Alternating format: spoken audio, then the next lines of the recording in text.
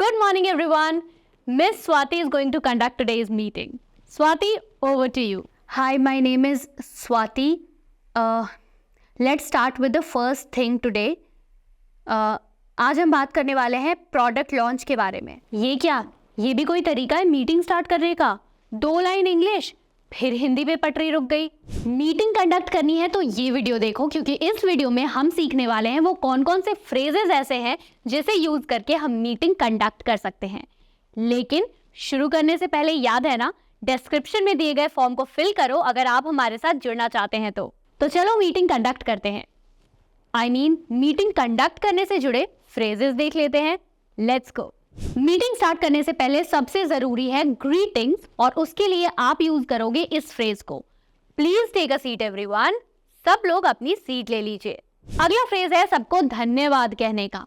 Thank you all for being here today. आज यहाँ आने के लिए सबका बहुत बहुत शुक्रिया. नेक्स्ट, मीटिंग शुरू होने से पहले अगर आपको सबके पॉइंट्स लेने हैं कि आप मीटिंग में कोई दूसरा पॉइंट ऐड कर सकते हैं, सो आप उसके लिए इस फ्रेज का यूज करोगे.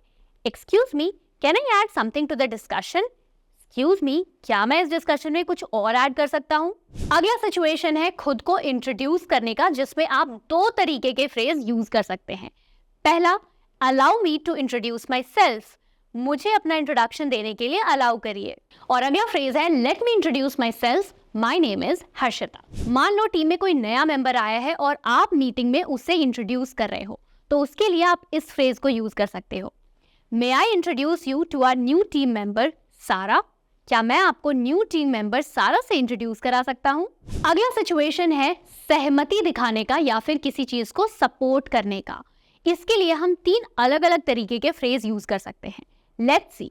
पहला सबसे सिंपल, आई अग्री. मैं सहमत हूँ. I agree with the proposal. मैं इस प्रपोजल से सहमत हूँ. अगला फ्रेज है आई सपोर्ट. आप किसी चीज का समर्थन कर रहे हो. For example, I support the new initiative. मैं न्यू इनिशिएटिव को सपोर्ट करता हूँ. अगला फ्रेज है दैट्स अ गुड पॉइंट. ये पॉइंट वाकई में अच्छा है. ये दिखाता है कि आप सामने वाले से सहमत हैं. अगला सिचुएशन डिसएग्रीमेंट. जब आप किसी के बात से सहमत नहीं होते. यहाँ भी कई तरह के अलग अलग फ्रेजेस आप यूज कर सकते हैं. चलिए देखते हैं वो कौन से हैं. सिचुएशन ये है कि मान लो सामने वाला कोई पॉइंट रखता है और आप उस पर डिसएग्री करते हो. लेट्स से कॉस्ट की बात है, कीमत की बात है, तो आप उस पर कौन सा फ्रेज यूज कर सकते हो? Yeah, I see what you are saying but have we considered the cost implication. मैं समझता हूँ आप क्या कह रहे हो, लेकिन क्या आपने कॉस्ट के बारे में सोचा है? नेक्स्ट, मान लो टीम में सारे लोग अपने अपने पॉइंट्स रख रहे हैं, लेकिन आपका पर्सपेक्टिव, आपका नजरिया अलग है, तो उसके लिए आप इस फ्रेज का यूज कर सकते हो. I have a different perspective on this matter which I would like to share. मेरा इस मामले में नजरिया थोड़ा दूसरा है और मैं वो शेयर करना चाहता हूँ. अगला सिचुएशन है सीकिंग क्लैरिफिकेशन. जब आपको सामने वाले के पॉइंट पे क्लैरिटी चाहिए. इसके लिए आप 2 तरह के फ्रेजेस में से कोई भी एक यूज कर सकते हो. पहला, could you please clarify. For example, could you please clarify the timeline of the project. क्या तुम प्लीज क्लैरिफाई कर सकते हो कि प्रोजेक्ट की टाइमलाइन क्या है? अगला फ्रेज है am I correct in the understanding. क्या समझने में मैं सही हूँ? Example, am I correct in the understanding that the deadline of the project is next Friday. अगला सिचुएशन, जब आप सामने वाले को धन्यवाद कह रहे हो, उन्हें अप्रिशिएट कर रहे हो या अपना आभार जता रहे हो. इसके लिए भी आप अलग अलग तरह के फ्रेजेस यूज कर सकते हो. पहला फ्रेज है thank you for your input. I appreciate your efforts. आपके इनपुट के लिए, आपके सुझाव के लिए शुक्रिया, मैं इसे अप्रिशिएट करता हूँ. अगला फ्रेज आप किसी को थैंक यू कहने की जगह पे यूज कर सकते हो. For example, I appreciate your efforts on preparing this presentation. इस प्रेजेंटेशन को बनाने के लिए मैं आपके एफर्ट्स को बहुत अप्रिशिएट करता हूँ. नेक्स्ट सिचुएशन तब आती है जब मान लो आपको कोई दूसरा पर्सपेक्टिव रखना होता है, कोई दूसरा सुझाव रखना होता है. एग्जाम्पल है ये, if I may I would like to propose an alternative approach.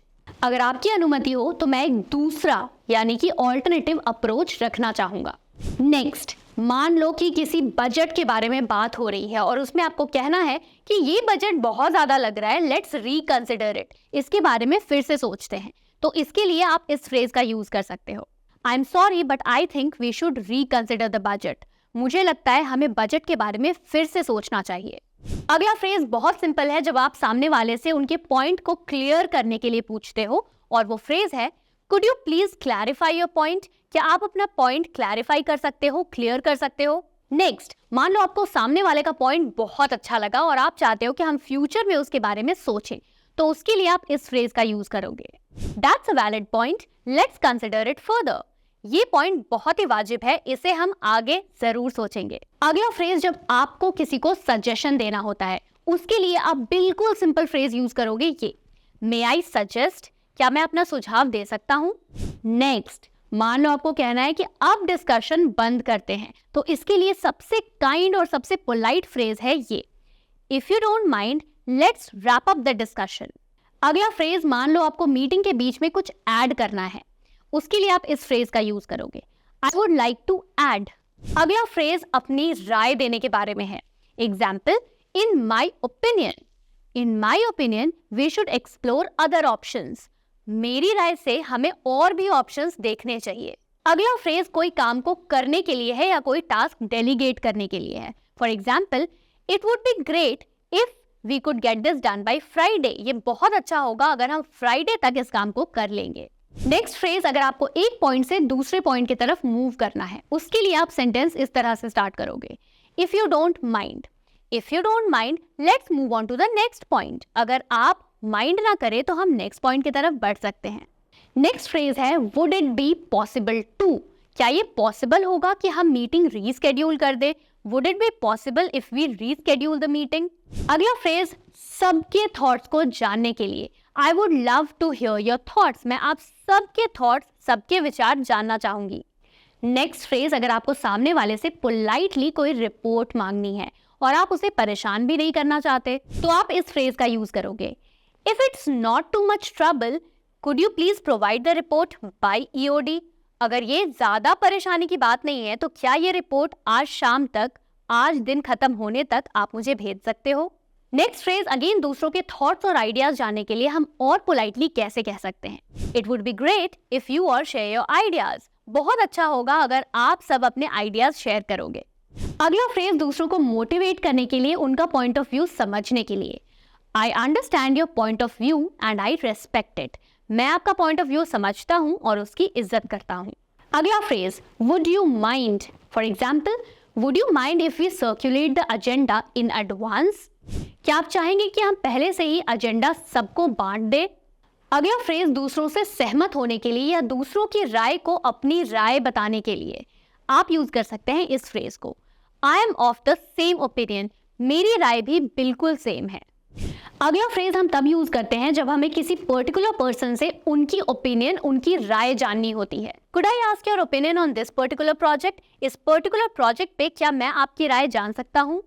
Next, मान लो आप किसी पर काम थोपना नहीं चाहते पर फिर भी चाहते हो काम हो जाए, तो इसके लिए आप इस फ्रेज का यूज करोगे, I don't want to impose but I think we should reevaluate, मैं किसी पर काम थोपना नहीं चाहता पर मुझे लगता है कि हमें फिर से इवैल्यूएशन करनी चाहिए। नेक्स्ट, किसी पर्टिकुलर मुद्दे पर अपनी परेशानी बताने के लिए आप इस फ्रेज का यूज करोगे, I would like to express my concern on this new project, इस न्यू प्रोजेक्ट पे मैं अपना कंसर्न, अपनी प्रॉब्लम्स बताना चाहूंगा। अगला फ्रेज किसी पर्टिकुलर टॉपिक पर सोच विचार करने के लिए, could we possibly consider a different approach, क्या हम पॉसिबली एक दूसरा अप्रोच कंसिडर कर सकते हैं, उसके बारे में सोच सकते हैं। तो दोस्तों ये थे कुछ फ्रेजेस जो हम मीटिंग्स कंडक्ट करने के टाइम पे जरूर से जरूर यूज कर सकते हैं। आपको बनाना है अपने फेवरेट वर्ड से एक सेंटेंस इन द कमेंट्स और मुझे बताना है। जाने से पहले याद है ना, PDF डाउनलोड करना मत भूलना और उस PDF को जाके आपको रिवाइज भी करना है। एंड अगली वीडियो में हम सीखने वाले हैं कि अपनी टीम को टास्क कैसे देते हैं, delegating task to the team in English. Stay tuned.